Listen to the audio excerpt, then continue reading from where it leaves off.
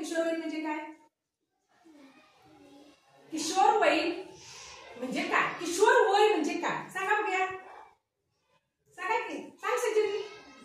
सांग की. जीविका सांग की. बघा आपण ज्या वेळेला आपली पाळी सुरू होते त्या वेळेला किशोरवयीन वय असे म्हणतात. मग या किशोरवयीन वयामध्ये होणारे बदल आहेत.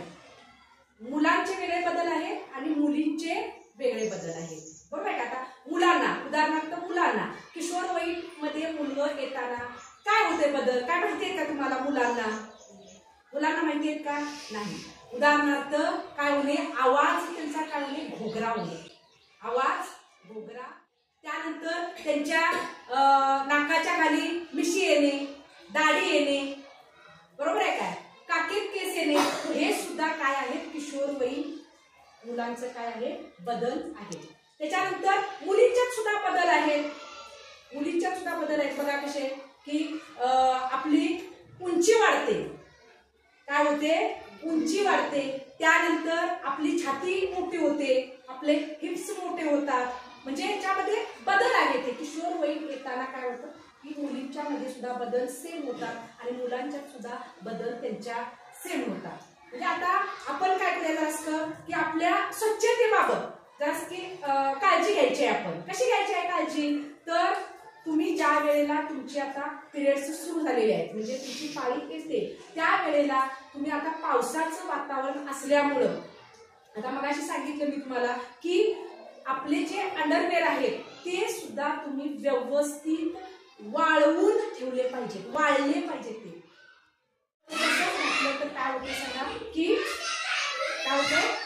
आपल्या शरीराला त्याची पूजा होते किंवा आपल्या मूत्रमार्गामध्ये एक संसर्ग होतो.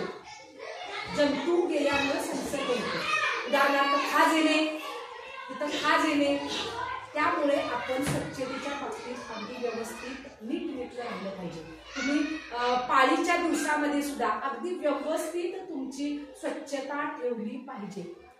तुमचं पॅड्स दर किती तासांनी बदलायचं सांगा बघूया? 6 तासांनी बदलायचं. किती तासांनी? 6 तासांनी, किमान 6 तासांनी.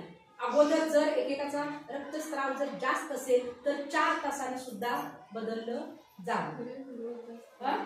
सुद्धा हा एक किटाणू आहे.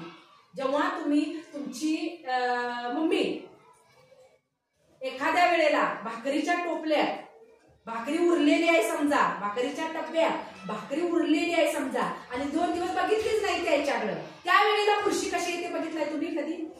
बघितलाय?